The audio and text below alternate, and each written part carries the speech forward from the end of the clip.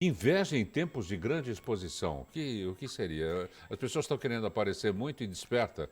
Uma competição gigantesca e dentro desse processo competitivo as pessoas se desconectam de si mesmas para olharem para a vida do outro.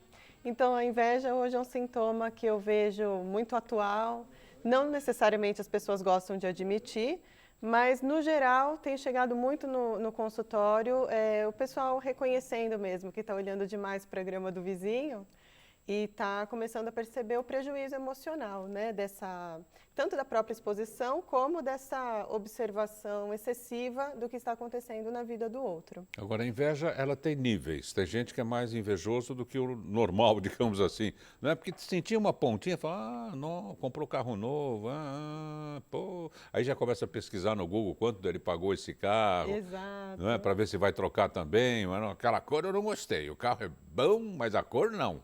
É por aí, mais ou menos, que esse vírus vai se alojando e se desenvolvendo dentro da nossa mente, né? Exatamente, é por aí sim. A gente costuma partir do princípio da admiração.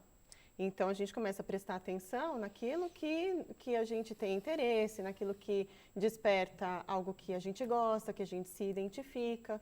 Então, num primeiro momento, admirar é algo muito positivo, porque vai criar uma referência, essa referência pode ajudar a gente a fazer caminhos na nossa Principalmente quando o vida. exemplo é bom, né? Exatamente. E aí, as pessoas falam assim, que isso daí é uma inveja boa, né? Mas não é um termo que não é por aí, né? Na verdade, isso é Inveja é inveja. admiração. Inveja é inveja. Inveja sempre é sintomática e sempre é negativa e sempre é destrutiva. Mas no nível inicial, isso parte de uma admiração. Quando isso começa a se tornar mais excessivo, quando a pessoa começa a se desconectar para achar que o outro está fazendo melhor, está fazendo mais que ela, para até mesmo se diminuir em relação ao caminho do outro, Porque a né? inveja, ela começa, ela vai indo, vai indo, vai indo, que nem diz o jogador, vai fundo, vai fundo, vai fundo.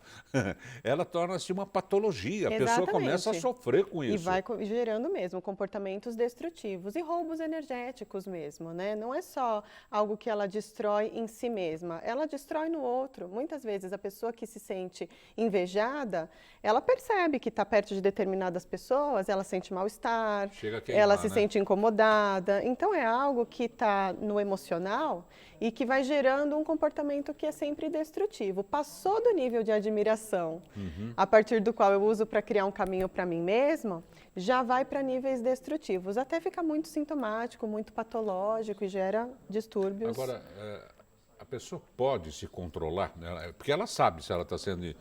Não é? Ela nota, porque ela fica prejudicada com isso, ela sofre. Não é? Pode. E aí ela pode contornar essa situação? Pode, Dárcio. Sempre que eu preciso lidar com essa situação, eu ensino o cliente, eu ensino o paciente, né, que tudo começa a partir de um processo de autoconhecimento. Quando você começa a olhar primeiro para você e para depois para o outro, você se dá a oportunidade de, a partir daquilo que você deseja, a partir daquilo que você deseja conquistar, realizar em vida, fazer um sacrifício para chegar ali. Você deseja pagar um preço, né? Sair de uma zona de conforto para se dedicar a algo que para você é importante, algo que você sonha, algo que te inspira, algo que te traz alegria. Então, quando a pessoa fala, puxa, eu quero lidar comigo para que eu não fique destruindo as coisas que eu gosto, né? Para que eu pare de olhar o outro como algo que eu quero para mim, né? Eu quero fazer o meu caminho, eu não quero o caminho do outro, eu quero o meu, a minha referência. Então, é por onde a gente começa, a fazer o caminho de dentro. É um caminho de autoconhecimento, é um caminho que a pessoa aprende a sair da zona de conforto, para estudar mais, para trabalhar mais, para trabalhar o emocional, para se desenvolver melhor nas relações afetivas, porque às vezes nem tudo é com inveja de algo material, né? Às Agora, o vezes, invejoso, Alessandra, ele pode usar a inveja, não é?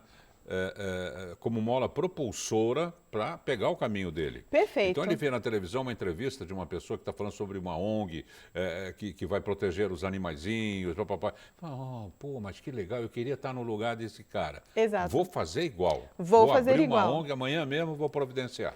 Exato. Desculpa, você falar alguma coisa? Não, não. Não, é que é isso mesmo. A pessoa pode usar o outro como referência para construir o dela. Não precisa ser a mesma ONG, não precisa fazer exatamente igual ao outro, Claro. porque ela vai criar a Aí que é o grande lance, né? Ela vai criar algo que está dentro da verdade dela, dentro da essência dela, da personalidade dela, aí a energia dela começa a fluir. Quando os caminhos desta pessoa começam a se abrir, naturalmente, ela pega um trilho que tira ela do interesse do que o outro está fazendo, porque daí ela já conseguiu começar a construir o que é dela. Geralmente, os invejosos são pessoas que têm muitas frustrações emocionais, e elas se conhecem muito pouco, né? E se desconectam de si mesmas com muita facilidade. Aí por isso que essa destruição começa. Agora, a nossa amiga telespectadora deve conhecer, sempre na rua onde a gente mora, no prédio onde a gente mora, tem aquela invejosa ou aquele invejoso contumazes, né? Eles são assim, não tem jeito. Quer dizer, tem, se fizer um tratamento. Se buscar O que ajuda, precisa né? fazer, hein? Olha, uma psicoterapia num caso desses ajuda muito, porque vai colocar a pessoa em contato com ela mesma. Vai colocar a pessoa para se olhar, vai ajudar a pessoa a fortalecer pontos fracos, porque se a gente for olhar para a inveja enquanto uma patologia, a pessoa que sofre desse mal, como eu acabei de dizer, ela está em sofrimento emocional, está em sofrimento psíquico. Então, assim, a gente fortalece a autoestima, ajuda a pessoa a reconhecer o próprio valor dela no mundo e na vida, a gente fortalece pontos fracos para que ela possa se sentir merecedora, se sentir mais fortalecida para fazer o caminho das conquistas dela e para trazer mesmo uma consciência de que ela tem um sol para brilhar. O caminho de tratamento para o invejoso é trazer essa pessoa para a consciência do sol dela, do brilho dela, do valor que ela tem na experiência de vida. Perfeito. Agora, o invejado, a gente precisa analisar o invejado também, porque o invejado, muitos são provocadores. Tem uns que, naturalmente, eles provocam uma certa inveja pela postura, pelas coisas conquistadas na vida, pelo falar, por isso, por aquilo. Blá, blá. São pessoas carinhosas, mas que despertam uma inveja. Mas tem aquele que faz de propósito. Tem sim. A mídia hoje estimula muito isso, né? Para gerar competição, para gerar quem é melhor, quem aparece mais, né? Eu acredito que essa pessoa que sente necessidade de se colocar de uma forma para provocar mesmo esse tipo de distúrbio, né? Para despertar muita fragilidade no outro. É isso mesmo. Essa pessoa que tem uma vaidade excessiva, né? Um ego que fala mais alto, eu acho que um bom exercício fazer um retorno também para um ponto de equilíbrio, né? E fazer um acordo aí com vozes de mais humildade, né? Com vozes assim, que tragam a pessoa para um eixo de que, puxa, para que eu vou cutucar a fragilidade do outro o tempo inteiro, né? Já não é bom, já não é positivo a pessoa ser grata por ser uma referência, por ser um exemplo, por ser alguém admirado? Isso já é muito positivo. Não há a menor necessidade de cutucar a fragilidade do outro. Mas, infelizmente, as pessoas que estão aprisionadas a isso, elas vêm de um perfil de um ego muito gritante, né? Muita vaidade, muita necessidade de competir. Às vezes essas pessoas precisam passar por maus momentos na vida, precisam ter exemplos fortes, não é? Para que elas voltem aos trilhos. Não é? Porque essa provocação, essa inveja profissional é uma coisa doentia, é uma coisa... A pessoa é capaz de viver pensando nisso. Eu vejo isso também. Parece que a atenção está no ter e não no ser. Totalmente, né? totalmente. E a mídia, essa coisa de você postar sempre o que está fazendo, postar o seu trabalho, vai estimulando. Parece que todo mundo tem que ser especialista em alguma coisa. Um de uma área faz alguma coisa ali que destacou, o outro imediatamente começa a copiar e faz também. Aí ele também virou o especialista naquilo. Eu acho que a mídia, de uma forma... Essa mídia, assim, de rede social, né? Instagram, Facebook, essas coisas, às vezes alimentam muito mais uma vida que está pautada no ter do que no ser. Nós estamos nos tempos de grande exposição, que nem diz o tema de hoje, né? De grande exposição para a mídia. Né? Uma fogueira das vaidades, com casas luxuosas, não é? Justamente para provocar. Justamente para cutucar a fragilidade do outro. Realmente, uma fogueira das vaidades.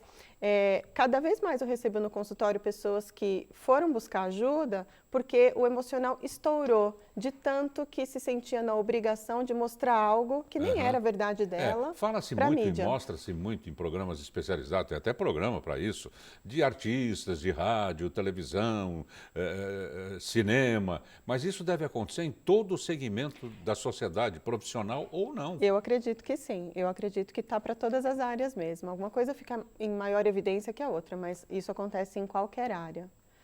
Tanto o invejoso quanto o invejado, né, estão por aí, presos na fogueira da vaidade, realmente, né?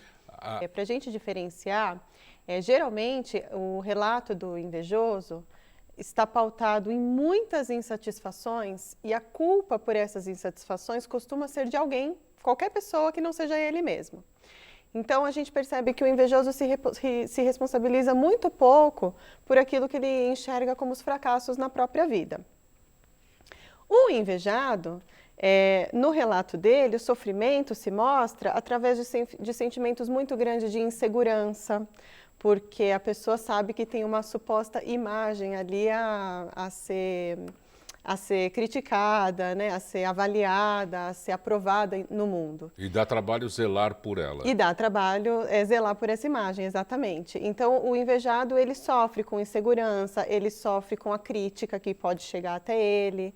O invejado, ele sofre, às vezes, até mesmo para se reconhecer como uma referência, para se reconhecer como um bom exemplo. Às vezes, a pessoa duvida mesmo do próprio poder dela, de mundo, Às vezes né? nem sabe, né? Às vezes nem se dá conta. E aí a gente fortalece muito isso mesmo, para que a pessoa realmente assuma aquele brilho dela, assuma aquele valor que ela tem, para as pessoas que a acompanham, que a admiram e tudo lógico, mais. Não vai sair brilhando também. Exato, sem tantos, né? Sem É. tanto exagero, né? Mas fortalecer o papel de mundo dessa pessoa, na qual ela tem ali uma referência positiva, para diminuir esse sofrimento pelas críticas e pela própria insegurança. E o invejado, a gente vai responsabilizando ele pelo caminho de vida, responsabilizando ele e não o restante do mundo pelas frustrações e por tudo que deu errado, pelos impedimentos, né? A gente vai ajudando a pessoa a encontrar um outro tipo de força, né? Agora, Alessandra, as crianças já demonstram um certo posicionamento, eu não diria invejoso, mas que os papais precisam tomar muito cuidado, né? Porque elas querem o brinquedo da outra, elas querem o tênis do outro.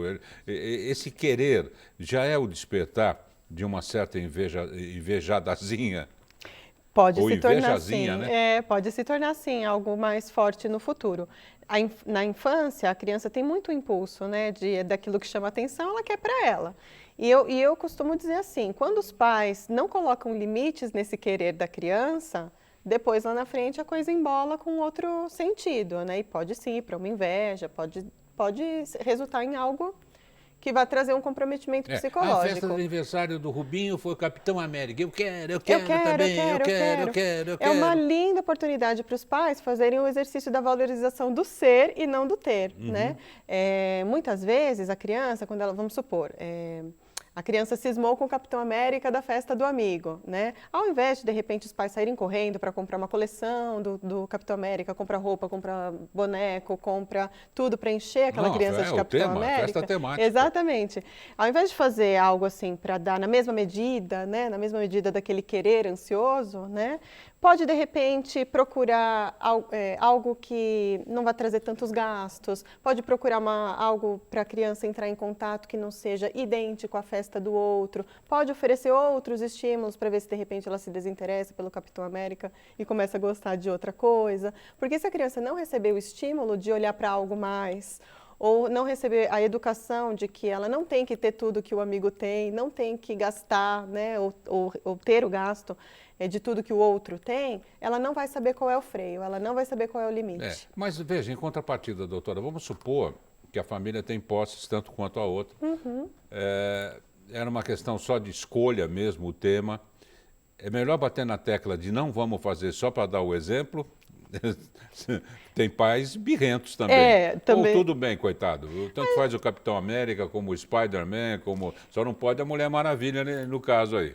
Então, acho que vale sempre a lei do equilíbrio, né? Se a família tem recursos e a família pode atender aquele pedido naquele momento, por que não? Por que não? Né? Exato. Eu acho que a medida da preocupação é o atender sempre, sempre, sempre. Sem a criança ter uma referência de que na vida nem tudo é sempre do jeito que ela está querendo, ou pedindo, ou desejando. Então, lógico que não tem problema nenhum quando a família atende alguns desejos e tem condições de oferecer